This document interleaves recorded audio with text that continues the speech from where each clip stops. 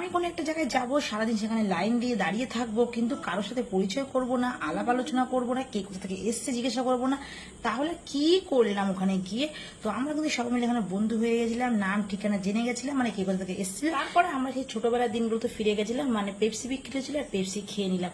তারপরে মনে পড়লো এই কাকিমা গণগুলি কোথা থেকে এসছে একটু জানা। আমার জানা আরো একটা উদ্দেশ্য ছিল, আমরা তো সেই সকালে যে লাইন দিয়েছি, কিন্তু এখনো গেট তো দু চোখে দেখতে পাইনি, কিন্তু এনারা কিন্তু গেটের অনেকটা কাছাকাছি চলে এসেছে। তাহলে চলো এনারা কখন এসে লাইন দিয়েছেন ওনাদের মুখ থেকেই শোনা যাক। জিজ্ঞাসা করছি, আমাদেরও লাইন দাঁড়িয়ে আছে, লোকে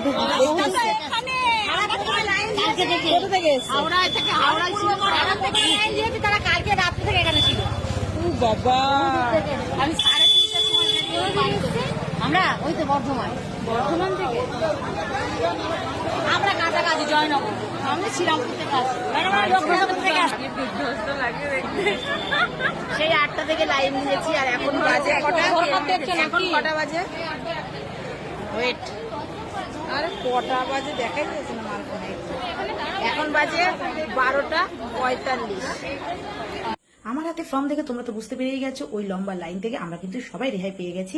আর একটা রুমে আমাদের দিয়ে দিয়েছে, যেখানে বসে আমরা এক্সাম দেবো, মানে ওই ফর্মগুলো ফিল আপ করতে হবে। তো ফর্ম ফিল আপ করার সময় তো সেই আমাদের জীবন কাহিনী লিখতে হয়। তো এখানে ফর্মটা আমার ফিল আপ করা কমপ্লিট হয়ে গেছে। তারপরে আমি উঠে দেখছিলাম কে কি করছে, মানে কার কতটা ফর্ম ফিল আপ কমপ্লিট হলো, মানে ওই যে মনিটরটা যেমন করে না, ওরকম উঠে উঠে দেখছিলাম। সেই স্কুল লাইফের কথা মনে পড়ে গেল। অনেক গল্প করেছে, এবার চলো অডিশনটা দিয়ে আসি, না হলে তো দিকে লেট হয়ে যাবে। আর অডিশন রুমে তো ফোনই ঢুকতে দেবে না, তোমাদের সাথে শেয়ার করবো। তো আমাদের তো এখন অডিশন কমপ্লিট হয়ে গেছে, আর আমার মা তো খুব খুশি। তাহলে আমার এই ছোট্ট ভিডিও তোমাদের কেমন লাগলো অবশ্যই কমেন্ট করে জানিও।